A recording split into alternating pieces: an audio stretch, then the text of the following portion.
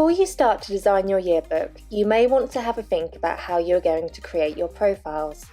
Will you be wanting your students to log in and fill in their profiles, or will you be collecting all the information offline and creating the book yourself?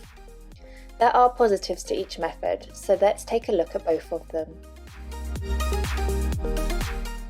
First up, let's talk about members logging in. This is where members will log into the book and fill in their information. They won't have access to the whole book. Instead, they'll see a special member area where they can answer profile questions, choose profile pics, upload photos, and vote in awards.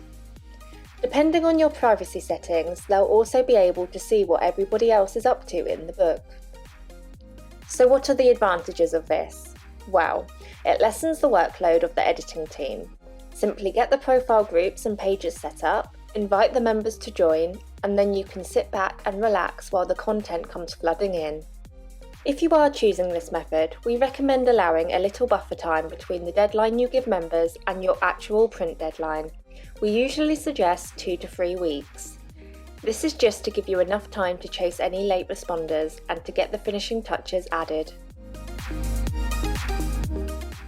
Alternatively, you can do an editor-only book. This is where the editing team are the only people with access to the entire book.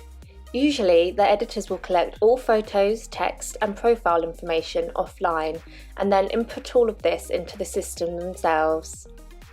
One of the great advantages to this is that you have full control of the content that is going into the book, which makes proofreading a lot easier for the editing team. However, depending on the size of your book and year group, it could turn into a long task, so do factor this in when setting deadlines and dates.